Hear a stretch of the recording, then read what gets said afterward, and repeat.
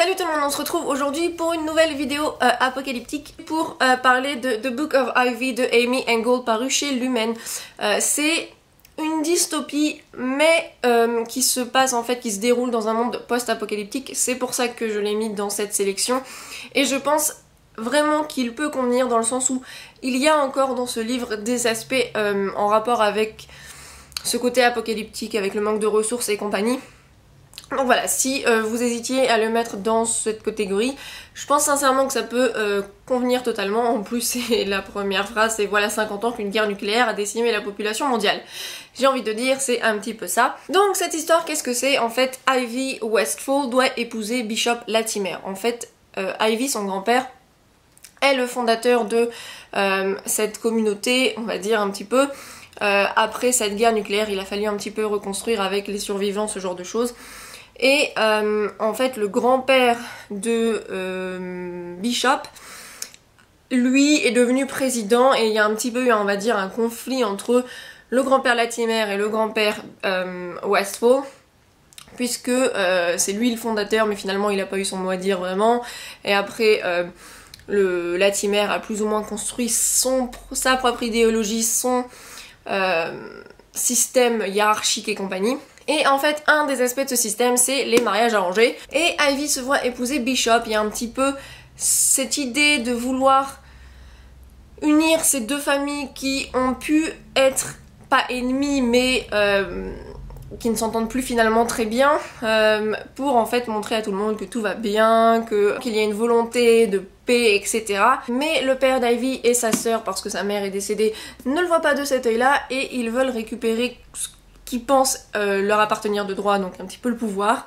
Et Ivy a été élevée dans le but de tuer Bishop. Donc voilà, c'est un petit peu le début de l'histoire.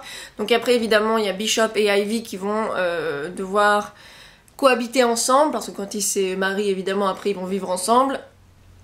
Et Ivy va voir que les choses sont pas forcément comme ils n'y paraissent, Bishop de même, etc., etc. Je vais pas trop rentrer dans les détails parce qu'en plus après c'est le reste de l'histoire. Et je me dis que c'est mieux de faire l'expérience soi-même, mais je vais vous parler un petit peu de ce que j'en ai pensé. La première chose à noter avec ce livre, c'est qu'il est hyper captivant, il s'est dévoré comme un petit pain. Je l'ai commencé dans la matinée, je l'ai fini dans l'après-midi, ça ne m'arrive jamais parce que je suis une lectrice assez lente. D'habitude, il me faut au moins 2 jours pour terminer un livre, et là, en quelques heures, c'était plié. L'écriture est pas extraordinaire, mais du coup, c'était hyper fluide. Et pour certains livres, notamment avec ceux-là, les dystopies et compagnie, je recherche pas quelque chose de super émotionnel, de super poétique et compagnie, pas du tout. Je recherche ce côté vraiment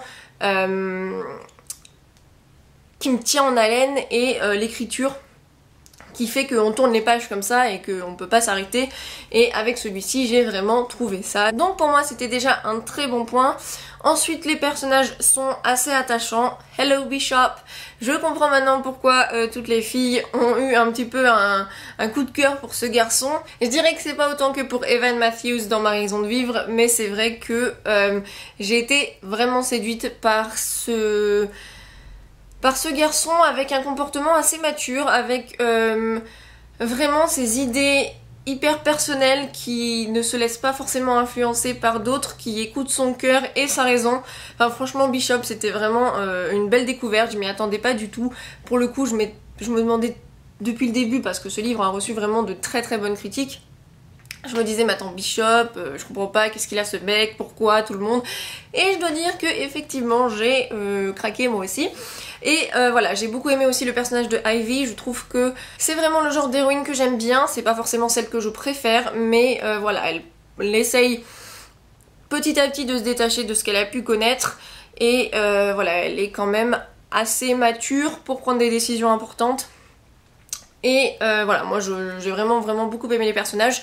Notamment aussi l'aspect familial, parce que je trouve qu'il a été très bien exploité. C'est pas toujours ce qu'il n'y paraît. Il y a un petit peu ce côté voilà détachement de la famille, essayer de penser par soi-même, et j'ai vraiment trouvé que c'était bien fait dans ce livre. Et ça donne vraiment une profondeur à un côté un peu psychologique. Et je trouve que c'est aussi aidé par l'aspect dystopique que pour une fois enfin j'ai trouvé vraiment très bien exploité. C'est rare que je trouve l'aspect dystopique vraiment intéressant. Les deux autres livres que j'ai adoré à ce niveau-là, c'était Le Passeur de Lois Lowry et Légende de Marie-Lu. Là, ce que j'aime vraiment, c'est qu'il n'y a pas voilà, ce côté qu'on retrouve aujourd'hui tout le temps, c'est voilà, le gouvernement qui contrôle, qui est méchant, et le côté rébellion qui a raison forcément. C'est vraiment plus que ça, c'est beaucoup plus nuancé, et c'est en ça que ça m'a rappelé Le Passeur, ou même Legend, parce que, comment dire, il y a ce côté un petit peu de devoir faire des choix pour le bien du peuple, pour qu'il n'y ait pas ce côté un peu anarchique qui remonte après. Et dans ce livre, voilà, on voit vraiment que tout le monde n'est pas tout blanc et tout le monde n'est pas tout noir, et que parfois il faut juste pouvoir prendre des décisions importantes. Et voilà, enfin franchement j'ai vraiment été intéressée, passionnée par ce côté-là, je trouve que c'était vraiment bien fait. En ce qui concerne l'aspect apocalyptique, comme je l'ai dit au début, il est un peu présent, c'est pas le focus de ce livre, mais on ressent un petit peu le pourquoi du comment de cette dystopie, c'est-à-dire avec cette guerre qui a éclaté et l'origine de Westfall, donc cette communauté. On a un petit peu cette division entre les gens qui ont un peu plus de choses et les gens qui ont un peu moins de choses, mais il n'y a pas ce côté un peu genre faction ou autre, où il y a vraiment des très pauvres ou des très riches. C'est un peu plus nuancé encore une fois, mais on a effectivement ce manque de ressources qu'il faut faire attention, un petit peu pour ça qu'il faut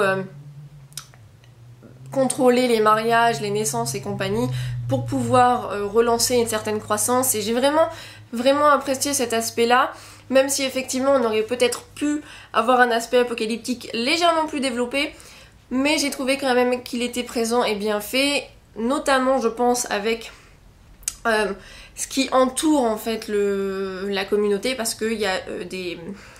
comment on appelle ça, des grands murs quoi qui l'entourent pour éviter les gens extérieurs et je sais pas ce qui se passe quoi, je vais pas trop rentrer dans les détails parce que sinon je vous spoilerai, mais du coup on peut se dire voilà effectivement cette terre un peu déserte qu'il y a autour, cette guerre nucléaire qui a décimer un peu la planète, la terre, les gens et compagnie.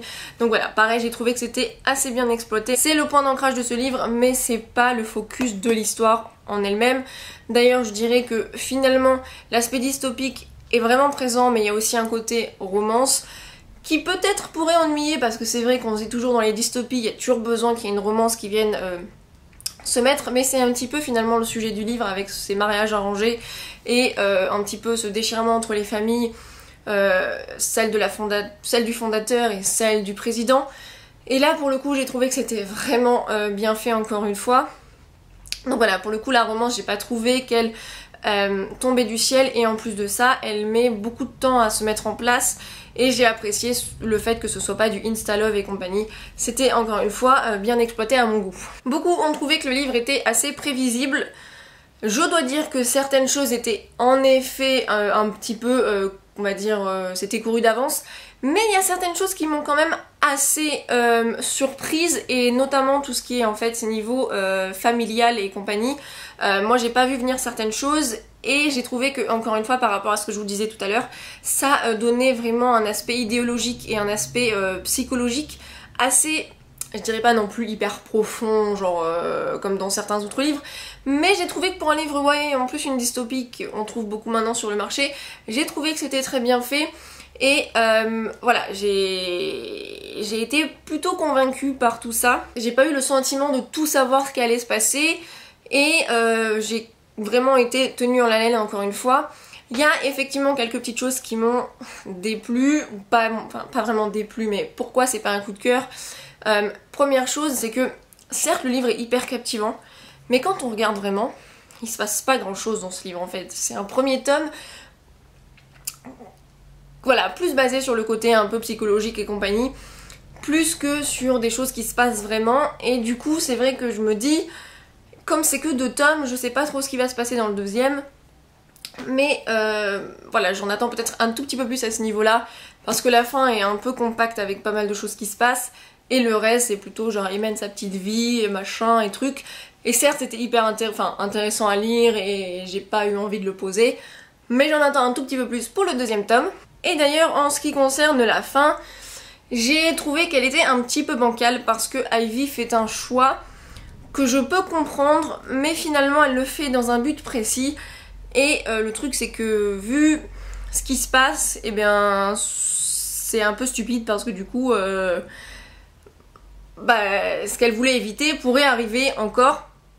Je vais pas trop rentrer dans les détails parce que c'est la fin évidemment, mais du coup voilà, même si j'ai trouvé son geste vraiment très charmant, beau, tout ce que vous voulez, j'ai trouvé que personnellement il y avait un petit peu un côté fragile à cette fin qui me semble pas hyper logique. Mais bon, malgré tout ça m'a quand même donné hyper envie de lire le 2 qui ne sort qu'en novembre en anglais. En français je ne sais pas exactement, mais j'espère que la sortie sera un peu simultanée parce que je préfère les couvertures françaises pour le coup, donc ça n'arrive pas souvent, mais ça arrive. Donc voilà, ça va être très long d'attendre.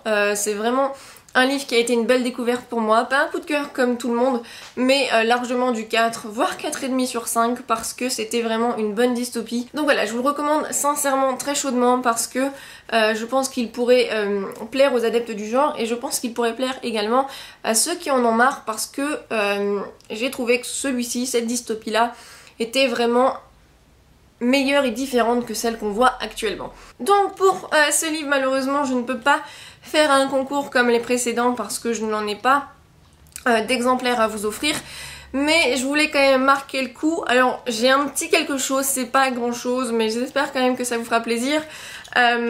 Au salon du livre il y avait eu des petits goodies, des trucs comme ça, donc pareil pour ceux qui ont été au salon, je pense que du coup ça vous servira pas à grand chose de participer. Mais bon, pour ceux qui n'ont pas eu cette chance-là et compagnie, je vous fais gagner en fait un petit pins Book of Ivy et un extrait du livre pour peut-être vous donner envie de le découvrir un peu plus. Je vous montre comment se présente la quatrième de ce petit machin et le pins, et parce que je trouvais que c'était peut-être un peu léger, je vous offre également un petit extrait de Le secret de l'inventeur. Et je vous offre également un pins Les Gardiens de la Cité Perdue de Shannon Messenger et un pins Secret de l'Inventeur. Donc voilà, sachez que c'est les seuls que j'ai. Donc en plus je vous donne quelque chose que j'avais pris pour moi à la base, mais je me suis dit Justine franchement t'abuses parce que toi t'as la chance d'avoir les livres et compagnie. Donc voilà, ça me fait extrêmement plaisir. Donc je sais que c'est pas grand chose, je pense que bon c'est pas extraordinaire, mais j'espère quand même que ça vous fera plaisir et que vous aurez envie de participer. Et comme d'habitude, le lien vers l'article avec le concours sera mis en barre d'infos parce qu'encore une fois j'ai pas le règlement en tête. Je ne sais pas encore jusqu'à combien de temps il va durer et compagnie. Donc je vous invite fortement à aller checker ça si vous voulez participer. Encore une fois je vous invite à aller lire The Book of Ivy et on se retrouve très vite dans la prochaine vidéo. Bye!